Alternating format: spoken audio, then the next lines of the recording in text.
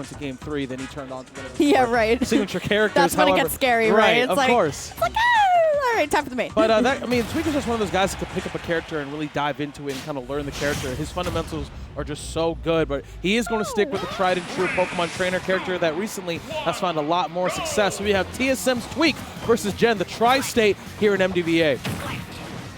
We're going to start off with those signature Squirtle combos. I mean, he hurts. And I mean, if you follow Smash Twitter closely, you know, Squirtle was the character of the week to hate this week. You know, you're taking off of those grab combos, you're taking at least 30 to 60%. Absolutely, and especially when you go into, like you were saying, like these early percent combos. But one of the great tools that Jen is going to have is that neutral area. You're going to be seeds, creating so much space. Squirtle doesn't have the most disjointed of hitboxes by any stretch of the imagination. Not like you know, not like an Ivysaur or something like that. So he's going to be able to use that Nair to create space and kind of, you know, create a little bit of a zone of influence here.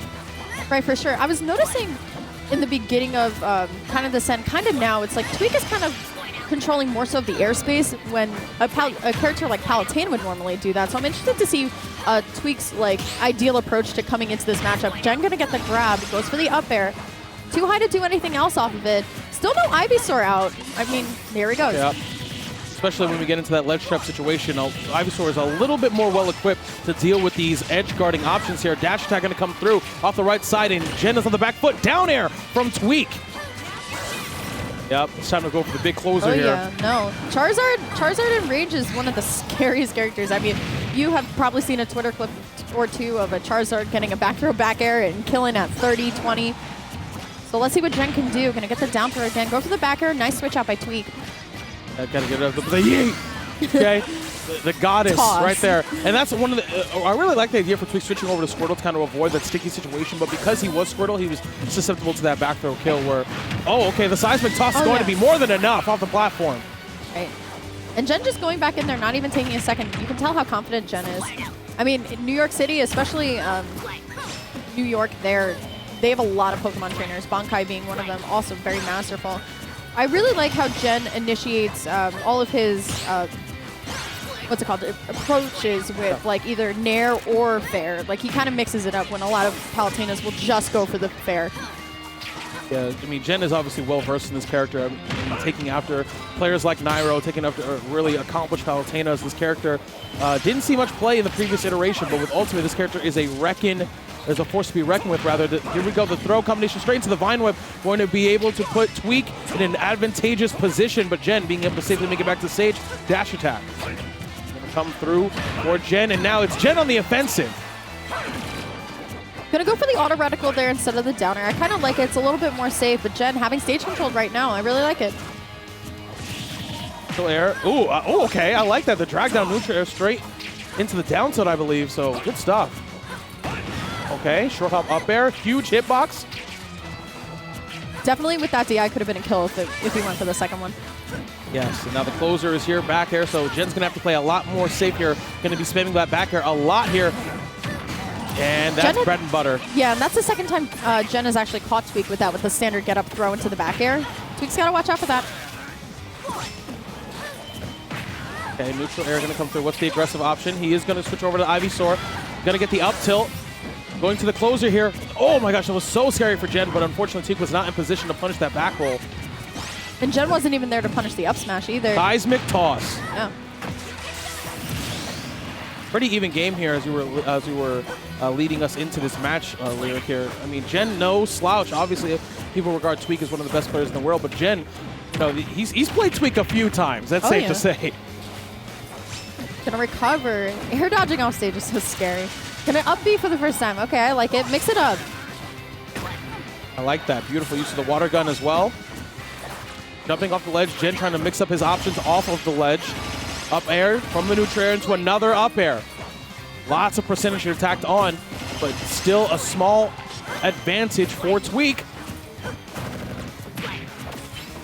Using the up tilt to start a combo, doesn't quite get it, but now I feel like Jen is playing a little aggressively on Tweek's shield. Could be getting a little hopeful here, but Tweek.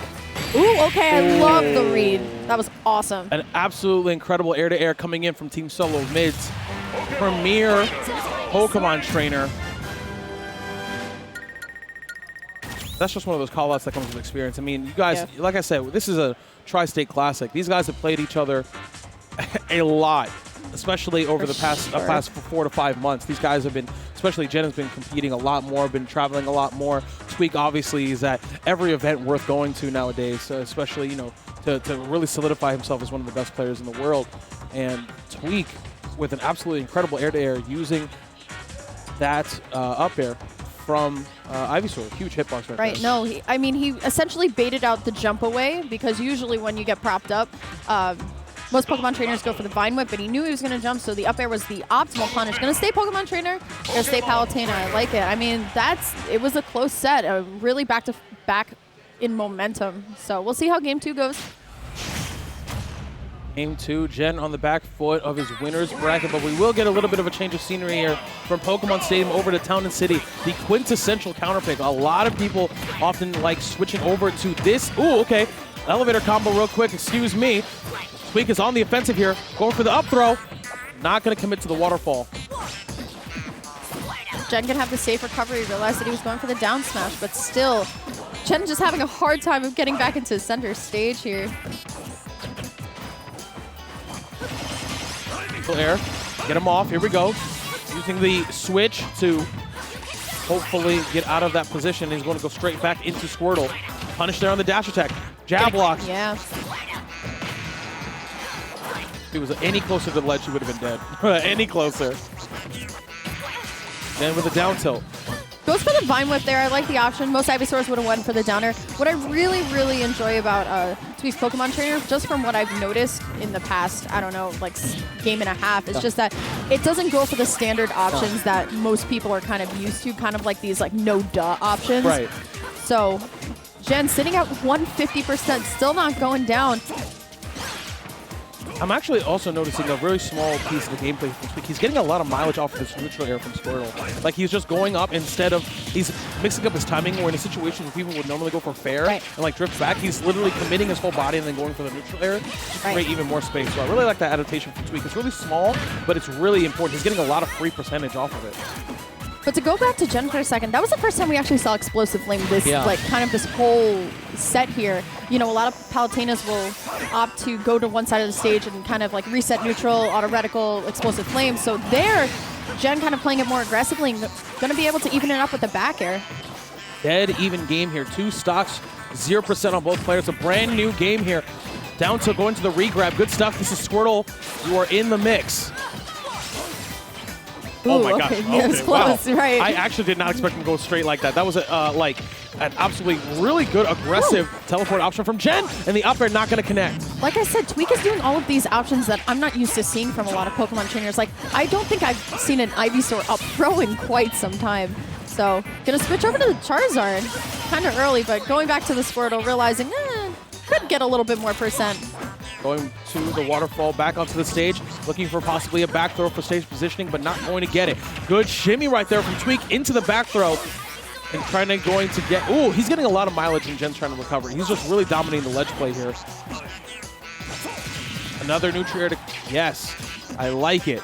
But Jen trying to find a way to recover, but eventually does, going a little bit high, but going to separate them. Going to create some space between the two, but 140% lyric on Jen is not something to, and the seismic toss will not be enough. I feel like that's, just from what I've noticed, that's Tweek's kind of golden percent. It's not even necessarily a lot of Pokemon trainers like, all right, I'm at 100, it's time to switch. It's more so like, oh, my opponent's at 150, it's time to switch. Yeah. It's like that different play style that I really love. Power Throw is going to take that stock, and Jen is on his last stock here in winner's bracket. Over to the Squirtle, going to try and get as much mileage off of it as you possibly can. 37% already. And this game has really been all about Tweek pushing the pace. Jen has been really in a defensive position the entirety of the set. He's been playing at the ledge almost for the last 3 minutes. Right. It's more so like a lot of the times when Jen is off stage, he's just eaten some sort of a neutral air from Tweek. We saw in the last stock that it was a lot of, like, he was getting clipped by that neutral air. But Jen in the advantage right there. Explosive Flame going to send Charizard up. Not enough. But he, unfortunately, SDs. I'm actually surprised he didn't just go for the raw flare blitz. Right. Like, why not? I mean, you didn't have another jump, and you needed to get sideways, so even if you could flare blitz and possibly get back to the ledge, and yeah, you get punished, but you're dead anyway, right? So try to close that distance, but not going to be the case. Tweek obviously made the executive decision to stay that way now, but he's still at 0%. Again, Jen still playing at the ledge, still just trying to get his footing. Neutral air finally tacking on some damage. Here comes Jen! Not enough, though, to take him off. I love how long Tweek stays Squirtle.